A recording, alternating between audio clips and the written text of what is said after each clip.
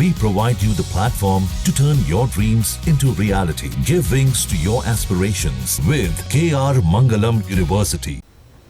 केंद्र सरकार के लाखों कर्मचारियों और पेंशन धारकों के लिए एक बड़ी राहत की खबर सामने आई है।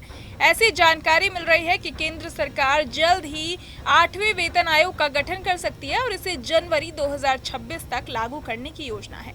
इसे लेकर वित्त मंत्रालय, राज्य सरकारों और बाकी जरूरी विभागों के साथ बातचीत का सिलसिला भी शुरू हो गया है।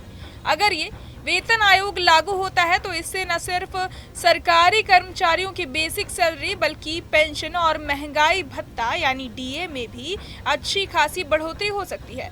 इससे कर्मचारियों की आय बढ़ेगी, जिससे उनकी आर्थिक स्थिति मजबूत होगी और जीवन शैली में सुधार आएगा। इस बार भी सैलरी में बढ़ोतरी के लिए वही एक्रॉयड फॉर्मूला इस्तेमाल किया जाएगा जो पहले 7वें वेतन आयोग में भी आधार बना था।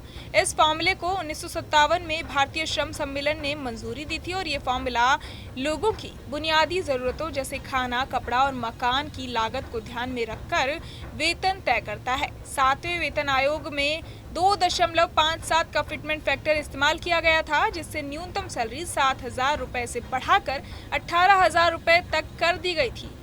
अब अनुमान है कि 8वें वेतन आयोग में ये फिटमेंट फैक्टर 2.86 तक बढ़ सकता है, जिससे न्यूनतम सैलरी 18,000 से बढ़कर 51,480 तक हो सकती है। यही नहीं, पेंशन भी करीब 9,000 से बढ़कर 25,740 रुपए तक हो सकती है।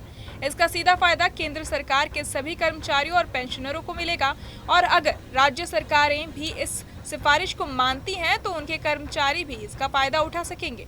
गौर करने वाली बात यह है कि पिछले वेतन आयोग को लागू हुए लगभग 10 साल हो गए हैं और इस दौरान महंगाई, जीवन यापन की लागत और चीजों के दामों में काफी इजाफा हुआ है, जिससे कर्मचारियों पर आर्थिक दबाव भी बढ़ा है। इसी वजह से अब एक नया वेतन आयोग लाने की मांग भी काफी समय से हो रही थी। सरकार भी इस पर गंभीरता से विचार कर रही है ताकि कर्मचारियों की सैलरी मौजूदा हालात के हिसाब से सुधारी जा सके।